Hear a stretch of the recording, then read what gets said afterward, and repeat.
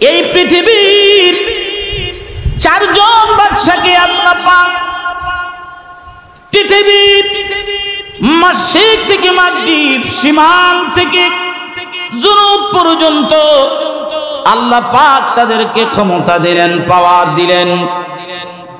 মাশরিক থেকে মাগরিব, শিমাল থেকে জুনুব, এই চারজন বাদশাকে আল্লাহ পাক মাশরিক থেকে মাগরিব, শিমাল থেকে জুনুব পর্যন্ত ক্ষমতা দিয়ে দিলেন, পাওয়ার দিলেন। তার মধ্যে একজনের নাম বাদশাহ জুলকারনাইন। এই বাদশার ক্ষমতা মাশরিক থেকে মাগরিব পর্যন্ত, শিমাল থেকে জুনুব পর্যন্ত ছিল। আমার প্রাণের ভাইয়েরা, বাদশাহ জুলকারনাইন পৃথিবীর সবচাইতে পূর্ব দিক, বর্তমানে জাপান। এই জাপানে সূর্যোদয় হয় বাবা, পৃথিবীর সবার আগে জাপান সূর্যোদয় দেখে। সূর্যোদয়ের স্থান হলো জাপান। ওই জাপান থেকে আরো বহুদূর অন্ধকার সূর্যোদয়ের স্থান, সেখান পর্যন্ত ক্ষমতা আল্লাহ পাক বাদশাহ জুলকারনাইনকে ক্ষমতা দিলেন। সেখান থেকে তিনি একটা পানির সংবাদ পেলেন। ওই পানির নাম, ওই সুস্বাদু পানি যা দেখতে প্রচন্ড সাদা আর জান্নাতি স্বাদ, মেশকু আম্বরের মতো গ্রান, সুস্বাদু একটা পানি। এই পানির নাম হলো আবে হায়াত। হযরত জুলকারনাইন, ধার্মিক বাদশাহ জুলকারনাইন এই পানি পান করবে আর কিয়ামত পর্যন্ত তিনি হায়াত পাবে। হায়াত পাওয়ার জন্য বাবা তিনি ঘুরতে ঘুরতে ঘুরতে ঘুরতে পৃথিবীর অন্ধকার দেশ চলে গেলেন, বর্তমান জাপানে। সেখানে যাওয়ার পরে দেখলেন জাপানের মানুষ বড় ভালো, জাপানের মানুষের আচরণ বড় ভালো। তিনি দেখে খুশি হলেন। খুশি হয়ে হযরতে জুলকারনাইন ওই এলাকাবাসীর জন্য দোয়া করলেন। শুধু তাই নয়, তাদেরকে জিজ্ঞাসা করলেন তোমরা কেমন চলো? বলে আমরা ভালো আছি। কত ভালো আছো? বলে আমরা শুধু সরকারি সাহায্যের উপর নির্ভর করে রিলিফ পাই। সরকারি সাহায্য ছাড়া আমাদের আর কোনো উপার্জন নাই। সরকারি খাদ্যের উপরে আমরা নির্ভর করি। হযরতে জুলকারনাইন এই কথা শুনে তিনি আফসোস করলেন, মানুষগুলির আচরণ তো ভালো, আর তাদেরকে কিছু কাজের সংস্থান করে দিলেন। এখান থেকে তিনি সামান্য কিছু মানুষ নিয়া, তিনার একজন বিশ্বস্ত উজিরকে রাজ্যের ক্ষমতা দিয়া তিনি চলে গেলেন কিছু সদস্যদেরকে নিয়া আবে হায়াত খোঁজার জন্য। হযরতে বাইরামাত জুলকারনাইন তিনি চলতে চলতে চলতে চলতে দেখতেছিলেন সামনে একটা প্রচন্ড মাঠ আর গুটগুটে অন্ধকার। এই গুটগুটে অন্ধকারের মধ্যে তিনার কাছে একটা মুক্তা ছিল। ওই মুক্তা তিনার, আমরা বর্তমানে লাইট দিয়ে আমরা পথ দেখি, ওই মুক্তা তিনি হাত থেকে যখন হাতের উপরে রাখতেন মুহূর্তের মধ্যেই গুটগুটে অন্ধকার চলে যেত, প্রচন্ড আলো পেত। সামনে তিনি চলতেন, চলতে চলতে গিয়ে দেখে সেখানে একটা প্রশান্ত সাগর। ওই সাগরের ওই পারে আরেকটা মার্কেট দেখা যায়, শহর দেখা যায়। তিনি নদী পার হলেন কিছু ভেলা দিয়া। নদী পার হওয়ার পরে সেই শহরে উঠলেন। সেখান থেকে তিনি আরেকটু দূরে চলে গেলেন। আরো দূরে গিয়ে দেখলেন সেখানে দুইজন মানুষ মাত্র। এই দুইজন মানুষের সামনের দিকটা হলো মানুষের সুরত, পিছনের দিকটা হলো কুমিরের মতো। সামনের দিক তাদের মানুষের মতো, তাদের লম্বা সরু লেজ আছে, আর পিছনের দিকটা কাঁটাযুক্ত কুমিরের মতো দেখতে দেখা যায়। মানুষগুলিকে ধরে আনা হলো, জিজ্ঞাসা করা হলো তোমরা কারা? ডাক দিয়ে বলে আমরা নির্যাতিত নিপীড়িত, আমরা মানুষ ছিলাম। আর বর্তমানে আমাদের এলাকার মধ্যে একটা দুর্যোগ আছে, একটা দুষ্ট এলাকা আছে। এরা যাকে পাক তাকে শেষ করে ফেলে, যাকে পাক তাকেই তারা ধ্বংস করে, যাকে পাক তাকেই তারা হত্যা করে। আমাদেরকে হত্যা করবে এই ভয়ে আজকে আমাদের এই অবস্থা হয়ে গেছে। আমরা কি করব? কোন যুগ পাই না, কোন সাহায্যকারী পাই না। ডাক দিয়ে বলেন, ওই সেই অত্যাচারী মানুষগুলি কোথায়? কাদের অত্যাচার তোমাদের উপরে এমন ভাবে আসতেছে? তারা কারা? ডাক দিয়ে বলেন, এই সেই বাইরে আমার এলাকা, একটু সামনেই গেল ওই এলাকা যেখানে ইয়াজুজ এবং মাজুজ তারা বসবাস করে। ওই ইয়াজুজ মাজুজ তারা বসবাস করে। আর ইয়াজুজ মাজুজ যে এলাকায় থাকে, এরা এত লম্বা প্রশান্ত মহাসাগরের মধ্যে তারা নামবে, তাদের হাঁটু পানি পর্যন্ত হবে। তারা এত বেশি খাবার খাবে, এত বেশি খাবার খাওয়ার কারণে এই ইয়াজুজ মাজুজ তারা দুনিয়ার মধ্যে যখন আসবে, তারা পৃথিবীর সমস্ত মানুষের খাবারগুলি খেয়ে ফেলবে। আর পৃথিবীর সমস্ত মানুষের খাবারগুলি যখন খাবে, পৃথিবীর মধ্যে প্রচন্ড দুর্ভিক্ষ দেখা যাবে। ছোট্ট একটা ঘটনা আপনাদেরকে শোনায়, এরপরে আপনাদের সাথে আলোচনায় যাব। আমাদের বরুণা থানার দক্ষিণ জায়গা, দক্ষিণ এলাকা, ওই এলাকার একটা গ্রামের নাম হলো পয়ালগাছা। অনেকেই আপনাকে চিনবেন। আজ থেকে অনেক দিন আগের ঘটনা। হুজুর কেবলা জানের কাছ থেকে হুকুম নিয়া, তখন হুকুম ছিল বাবা, যখন আপনারা মাহফিল করবেন, মাহফিল করার আগে ওই মাহফিলের জন্য কিছু খেদমত আপনারা নিবেন। ওই খেদমত যখন প্রথম খেদমত উঠবে, ওই খেদমতের থেকে বাবা একটা অংশ খেদমত দাদুফির খাজানাপুরের জন্য রাইখা তারপরে খেদমতে নামবেন। যদি বাবা নামতে পারেন, তাহলে বাবা এই মাহফিল উঠাইয়া দেওয়ার দায়িত্ব মুজাদ্দেদ সাহেব গ্রহণ করে, আপনার দাদু পীর খাজা এনায়েতপুরী গ্রহণ করে। তখন জাকের কম ছিল, কিন্তু ঈমান তাজা ছিল। রহমতের সময় জাগানো লাগে নাই। আমার আব্বাকে দেখছি রাতে 2টা বাজে আসছে, আসার পরে হাত পা লম্বা করে শুয়ে থাকে নাই। দেখছে 3টা বাজবে, 3টা বাজলে ওই 2টা বাজে শুয়ে 3টা বাজে আবার উঠে গেছে। এখন আমাদের ঘুমই শেষ হয় না, এত মুসলমান, ভারী মুসলমান হয়েছি আমরা।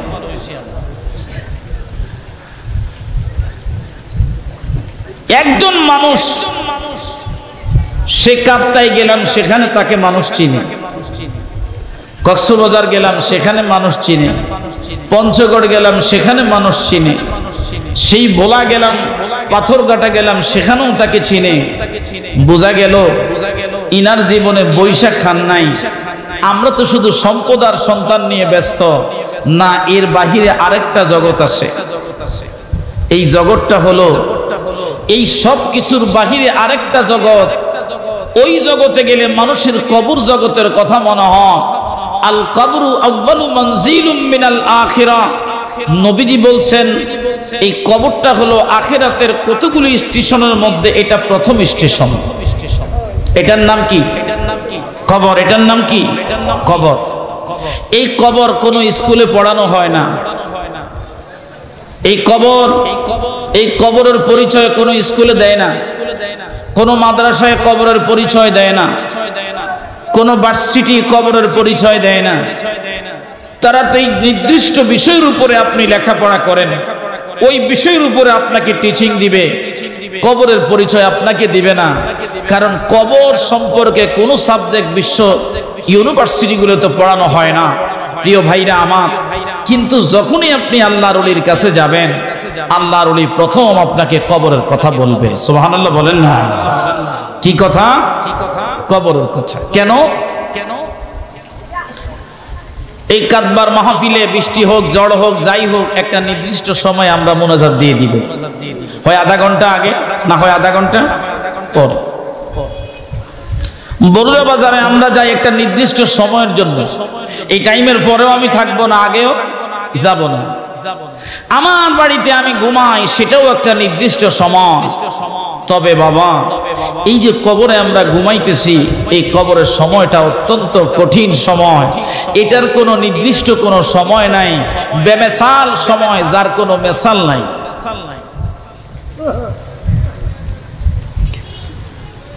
বাদশাহ হারুনুর রশিদের দরবারে, উনি ছিল একজন ধার্মিক বাদশাহ। এই ধার্মিক বাদশাহ দরবারে মাঝে মধ্যে একটা পাগল আসতো।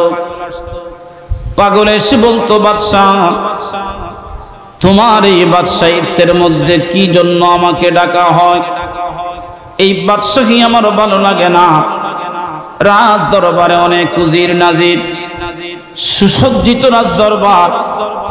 এই রাজ দরবারের মধ্যে ওই পাগলের মতো একজন মজবুত মানুষ তারা সহ্য করে না, কিন্তু না, ধার্মিক নামাজি বাদশাহ হযরতে হারুনুর রশিদ রাহিমাহুল্লাহ ভাইরা আমার, তিনি মাঝে মধ্যেই পাগলকে ডাকতেন। কঠিন কোন সিদ্ধান্ত নেওয়ার আগে পাগলকে ডাকতেন, কারণ যারা ধার্মিক বাদশাহ ছিল, এই ধার্মিক রাজাদের দরবারে বহু ফকিরদের আনাগোনা হতো, আর তাদের সিদ্ধান্তেই যারা রাজ্য পরিচালনা করত, এদের রাজ্য পরিচালনার ভার আমার আল্লাহ পাকের কুদরতে, আল্লাহর ওলিদের বরকতে সব সময় সুন্দরভাবে পরিচালিত হতো। একবার জবান খুলে বলা যাবে কি মারহাবা? হাজিরিন, গভীর মনোযোগ লাগান, মহব্বতের কান লাগা দেন। একদিন পাগল ডাক দিয়ে বলে, বাদশাহ, আপনি কেমন আছেন? বলে, আমি বেশি ভালো না, আমার তো যাওয়ার সময় হয়ে গেছে। কোথায় যাবেন? আমার বেশি বেশি কবরের কথা আমার মনে পড়তেছে, আমার বেশি বেশি করে কবরের কথা মনে পড়তেছে, বেশি বেশি করে কবরের কথা আমার মনে পড়তেছে। বাদশাহ, হুজুর সুযোগ পেয়ে গেলেন, আল্লাহর ওলি সুযোগ পেয়ে গেলেন। বাহলুল ডাক দিয়ে বলেন, বাদশাহ, অনুমতি দিলে একটা ছোট্ট কথা বলবো। বলেন, কি কথা? ডাক দিয়ে বলে, বাদশাহ গো, এখন আপনি বিশাল আরব জাহানের বাদশাহ।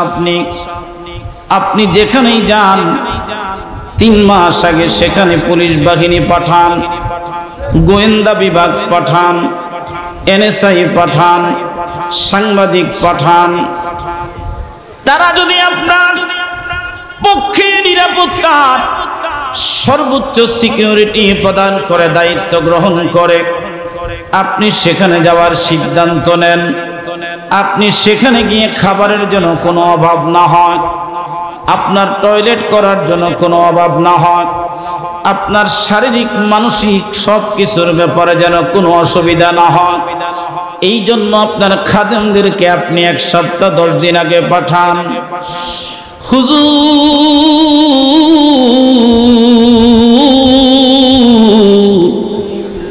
এমন একটা দেশের কথা আপনি আমাকে শোনাইলেন, যেই দেশে মানুষ গেলে আর কোনোদিন আসে না। হুজুর, আমি আপনার কাছে একটু জানতে চাই, এই যে আপনি কবরে যেতে চান, এই কবরের মধ্যে আপনার কোনো নিরাপত্তা প্রহরী আছে কিনা? কবরের মধ্যে আপনার কোনো পুলিশ বাহিনী আপনার সাথে যাবে কিনা? কোনো সাংবাদিক আপনার সাথে যাবে কিনা?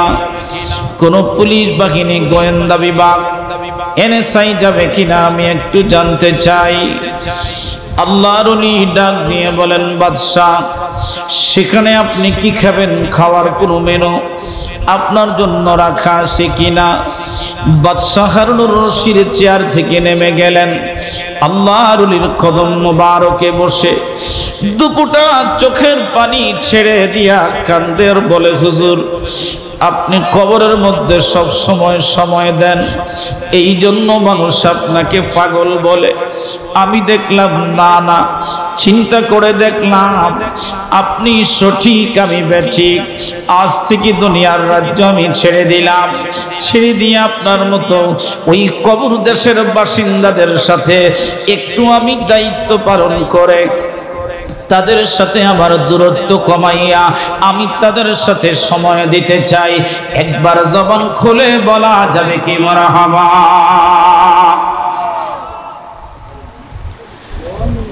প্রিয় উপস্থিতি, ও সুন্নি বড়ুরাবাসী, জাকির ভাই বোনেরা, গভীর মনোযোগ লাগান, মহব্বতের কান লাগান। কিছু মানুষ এই দেশের মধ্যে বাবা বেশি দিন বাঁচতে চায়, অনেক বেশি বাঁচতে চায়, হায়াত পাবে 60 বছর, স্বপ্ন দেখে 170 বছর বাঁচতে চায়, কিন্তু হয় না। কারণ আমাদের বর্তমানে চলায় ভেজাল, বাজারে ভেজাল, গাছে ভেজাল, ফলের মধ্যে ভেজাল, ধানের মধ্যে ভেজাল, বাতের মধ্যে ভেজাল, পুকুরের মাছের মধ্যে ভেজাল, নদীর মাছে ভেজাল, সব জায়গার মধ্যে ভেজাল হওয়ার কারণে আজকে বাবাজি আমাদের মানুষ এখন হায়াত কমে গেছে, হায়াত নষ্ট হয়ে গেছে। এই পৃথিবীর সবচেয়ে নিরাপদ আর সুস্বাদু একটা পানির নাম, এই পানির নাম হলো আবে হায়াতের পানি। যেই পানি এই পৃথিবীর কোন মানুষ 1 পেয়ালা পান করেছে, 1 পেয়ালা, ওই 1 পেয়ালা পানি যেই ব্যক্তি পান করলেন, ওই ব্যক্তিকে আল্লাহ পাক কিয়ামত পর্যন্ত হায়াত দিবে। একবার জবান খুলে বলা যাবে কি মারহাবা? বলবো নাকি দোয়া করে দিতাম? বলবো। এই পৃথিবীর 4 জন বাদশা, এই পৃথিবীর 4 জন বাদশাকে আল্লাহ পাক পৃথিবীর মাশরিক থেকে মাগরিব, শিমাল থেকে জুনুব পর্যন্ত আল্লাহ পাক তাদেরকে ক্ষমতা দিলেন, পাওয়ার দিলেন। মাশরিক থেকে মাগরিব, শিমাল থেকে জুনুব, এই 4 জন বাদশাকে আল্লাহ পাক মাশরিক থেকে মাগরিব, শিমাল থেকে জুনুব পর্যন্ত ক্ষমতা দিয়ে দিলেন, পাওয়ার দিলেন। তার মধ্যে একজনের নাম বাদশাহ জুলকারনাইন। এই বাদশার ক্ষমতা মাশরিক থেকে মাগরিব পর্যন্ত, শিমাল থেকে জুনুব পর্যন্ত ছিল। আমার প্রাণের ভাইয়েরা, বাদশাহ জুলকারনাইন পৃথিবীর সবচাইতে পূর্ব দিক, বর্তমানে জাপান, এই জাপানে সূর্যোদয় হয় বাবা। পৃথিবীর সবার আগে জাপান সূর্যোদয় দেখে। সূর্যোদয়ের স্থান হলো জাপান। ওই জাপান থেকে আরো বহুদূর অন্ধকার সূর্যোদয়ের স্থান, সেখান পর্যন্ত ক্ষমতা আল্লাহ পাক বাদশাহ জুলকারনাইনকে ক্ষমতা দিলেন। সেখান থেকে তিনি একটা পানির সংবাদ পেলেন। ওই পানির নাম, ওই সুস্বাদু পানি যা দেখতে প্রচন্ড সাদা আর জান্নাতি স্বাদ, মেশকু আম্বরের মতো গ্রান, সুস্বাদু একটা পানি। এই পানির নাম হলো আবে হায়াত। হযরত জুলকারনাইন, ধার্মিক বাদশাহ জুলকারনাইন এই পানি পান করবে আর কিয়ামত পর্যন্ত তিনি হায়াত পাবে। হায়াত পাওয়ার জন্য বাবা তিনি ঘুরতে ঘুরতে ঘুরতে ঘুরতে পৃথিবীর অন্ধকার দেশ চলে গেলেন, বর্তমান জাপানে। সেখানে যাওয়ার পরে দেখলেন জাপানের মানুষ বড় ভালো, জাপানের মানুষের আচরণ বড় ভালো। তিনি দেখে খুশি হলেন। খুশি হয়ে হযরতে জুলকারনাইন ওই এলাকাবাসীর জন্য দোয়া করলেন। শুধু তাই নয়, তাদের কি জিজ্ঞাসা করলেন, তোমরা কেমন চলো? বলে আমরা ভালো আছি। কত ভালো আছো? বলে আমরা শুধু সরকারি সাহায্যের উপর নির্ভর করে রিলিফ পাই। সরকারি সাহায্য ছাড়া আমাদের আর কোনো উপার্জন নাই। সরকারি খাদ্যের উপরে আমরা নির্ভর করি। হযরতে জুলকারনাইন এই কথা শুনে তিনি আফসোস করলেন, মানুষগুলির আচরণ তো ভালো, আর তাদের কি কিছু কাজের সংস্থান করে দিলেন। এখান থেকে তিনি সামান্য কিছু মানুষ নিয়া, তিনার একজন বিশ্বস্ত উজিরকে রাজ্যের ক্ষমতা দিয়া তিনি চলে গেলেন কিছু সদস্যদেরকে নিয়া আবে হায়াত খোঁজার জন্যে। হযরতে বাইরামাত জুলকারনাইন তিনি চলতে চলতে চলতে চলতে দেখতেছিলেন সামনে একটা প্রচন্ড মাঠ আর গুটগুটে অন্ধকার। এই গুটগুটে অন্ধকারের মধ্যে তিনার কাছে একটা মুক্তা ছিল। ওই মুক্তা তিনার, আমরা বর্তমানে লাইট দিয়ে আমরা পথ দেখি, ওই মুক্তা তিনি হাত থেকে যখন হাতের উপরে রাখতেন, মুহূর্তের মধ্যেই গুটগুটে অন্ধকার চলে যেত, প্রচন্ড আলো পেত। সামনে তিনি চলতেন। চলতে চলতে গিয়ে দেখে সেখানে একটা প্রশান্ত সাগর। ওই সাগরের ওই পারে আরেকটা মার্কেট দেখা যায়, শহর দেখা যায়। তিনি নদী পার হলেন কিছু ভেলা দিয়া। নদী পার হওয়ার পরে সেই শহরে উঠলেন। সেখান থেকে তিনি আরেকটু দূরে চলে গেলেন। আরো দূরে গিয়ে দেখলেন সেখানে দুইজন মানুষ মাত্র। এই দুইজন মানুষের সামনের দিকটা হলো মানুষের সুরত, পিছনের দিকটা হলো কুমিরের মতো। সামনের দিক তাদের মানুষের মতো, তাদের লম্বা সরু লেজ আছে, আর পিছনের দিকটা কাঁটাযুক্ত কুমিরের মতো দেখতে দেখা যায়। মানুষগুলিকে ধরে আনা হলো, জিজ্ঞাসা করা হলো, তোমরা কারা? ডাক দিয়ে বলে, আমরা নির্যাতিত নিপীড়িত, আমরা মানুষ ছিলাম, আর বর্তমানে আমাদের এলাকার মধ্যে একটা দুর্যোগ আছে, একটা দুষ্ট এলাকা আছে। এরা যাকে পাক তাকে শেষ করে ফেলে, যাকে পাক তাকেই তারা ধ্বংস করে, যাকে পাক তাকেই তারা হত্যা করে। আমাদেরকে হত্যা করবে এই ভয়ে আজকে আমাদের এই অবস্থা হয়ে গেছে। আমরা কি করব? কোনো যুগ পাই না, কোনো সাহায্যকারী পাই না। ডাক দিয়ে বলেন, ওই সেই অত্যাচারী মানুষগুলি কোথায়? কাদের অত্যাচার তোমাদের উপরে এমন ভাবে আসতেছে? তারা কারা?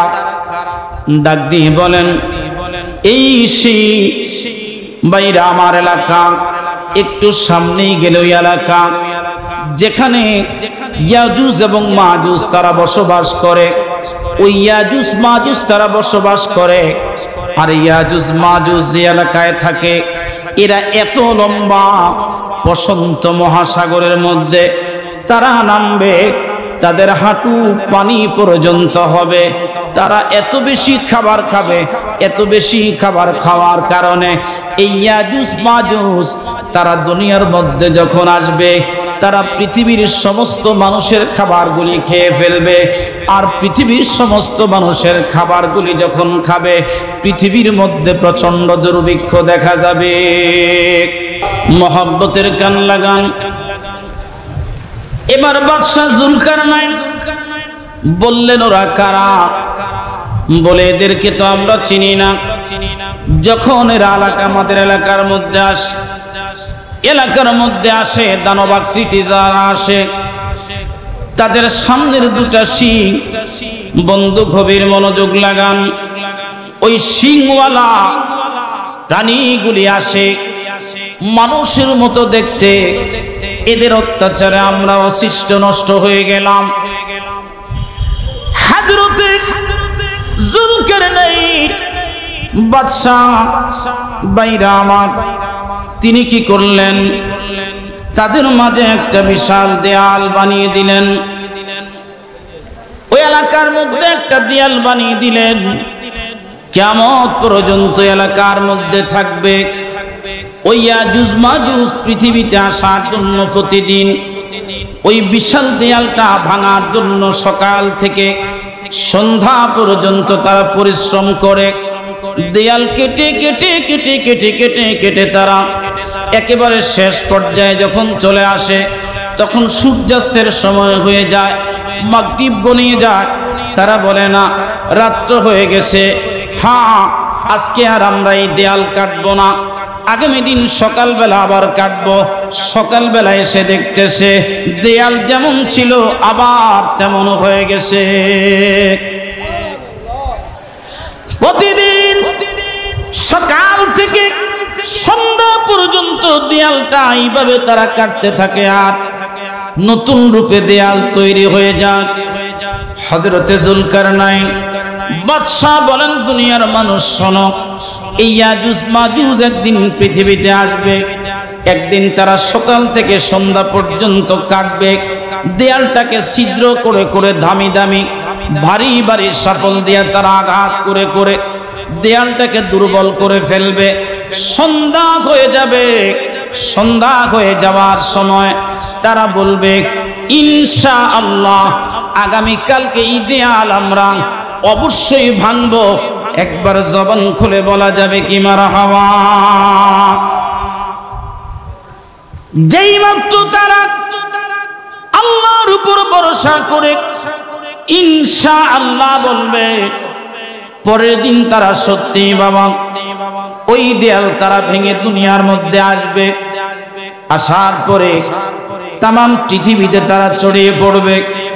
তাদের ইয়াজুজ মাজুজের অনেক লম্বা লম্বা পা, তাদের শরীর হবে আকাশচুম্বী, তাদের ক্ষুধা হবে আকাশচুম্বী। তারা দুনিয়ার কোন টিউবওয়েলের মধ্যে পানি খাইতে পারবে না, তারা অনেক বেশি পানি খাবে।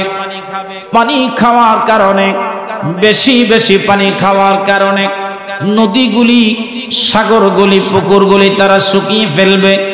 দ্রব্যমূল্যের ঊর্ধ্বগতি হবে, জমিনের ফসল তারা নষ্ট করে ফেলবে, বাজারগুলি তারা ধ্বংস করে দিবে। পৃথিবীর ওই সময়ে প্রায় 90 ভাগ মানুষ ওই ইয়াজুজ মাজুজের অত্যাচারে মারা যাবে।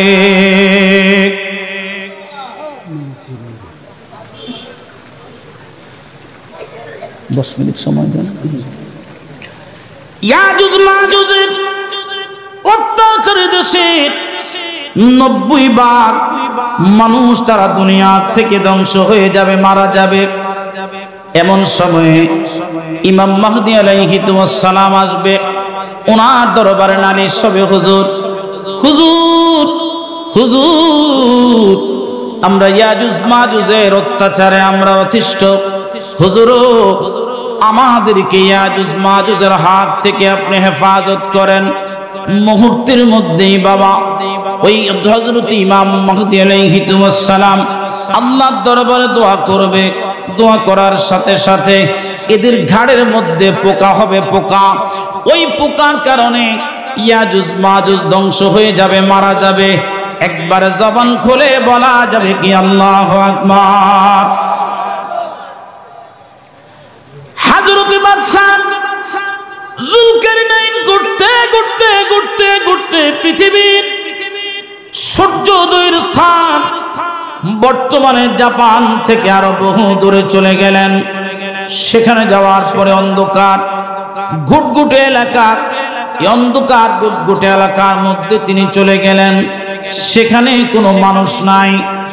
মুহূর্তের মধ্যেই তিনি এমন একটা এলাকার মধ্যে চলে গেলেন যেখানে যাওয়ার পরে তিনার সমস্ত সাথীরা, সমস্ত সঙ্গীরা তিনাকে হারিয়ে ফেলল।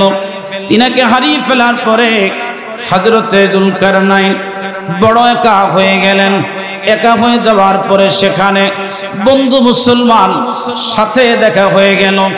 আমাদের একজন নবী বর্তমানে নদীর মধ্যে সাগরের মধ্যে অবস্থান করে। জিনার নাম হযরতে খিজির আলাইহিস সালাম। জিনাকে আল্লাহ পাক কিয়ামত পর্যন্ত হায়াত দিয়েছেন।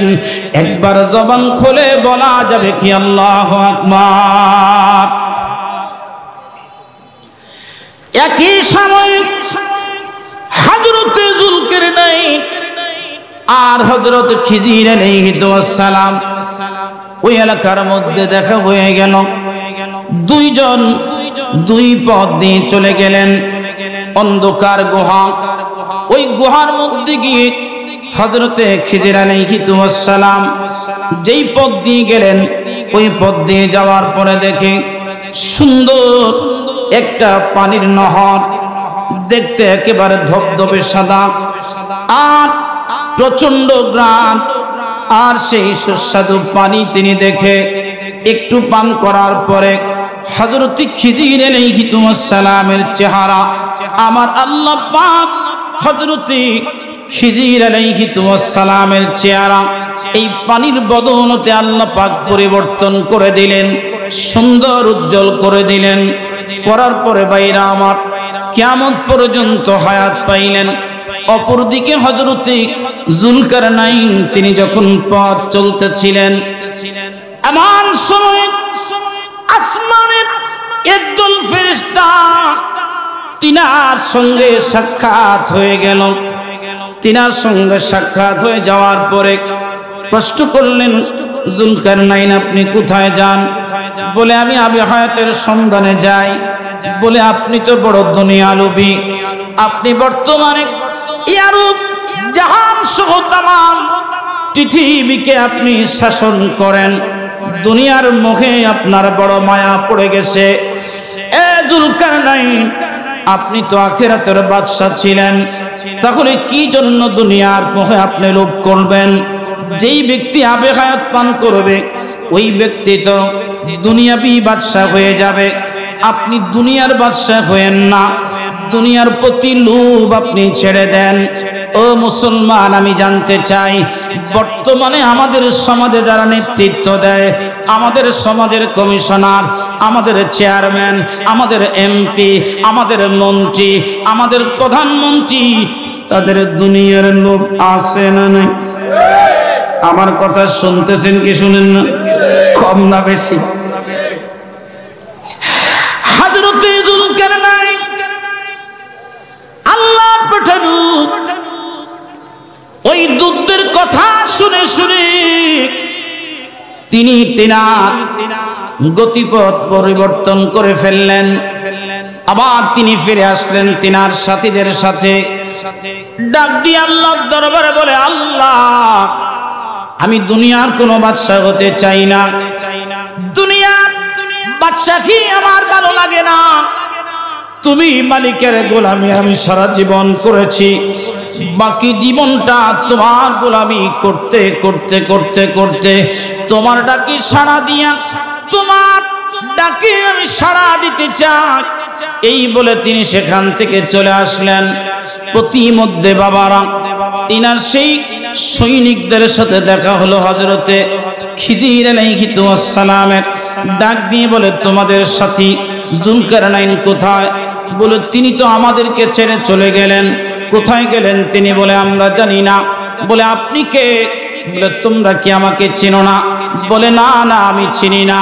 বলে, আমি তোমাদের সেই সাথী হযরতে খিজির আলাইহিস সালাম। আল্লাহ পাক রব্বুল আলামিন ওই আবে হায়াতের পানি আমাকে পান করানোর বদৌলতে আল্লাহ আমার জবান, আমার দেহের, আমার জবানের চেহারার পরিবর্তন করে দিয়েছে, যার কারণে আমি তোমাদেরকে চিনে থাকলেও তোমরা আমাকে চিনো না, চিনো না, চিনো না। আল্লাহ আমাদেরকে কবুল করেছেন। আমি আবে হায়াতের পানি গ্রহণ করতে পেরেছি, আল্লাহ কবুল করেছেন। কিয়ামত পর্যন্ত হায়াত আল্লাহ আমাকে বাড়িয়ে দিয়েছেন। একবার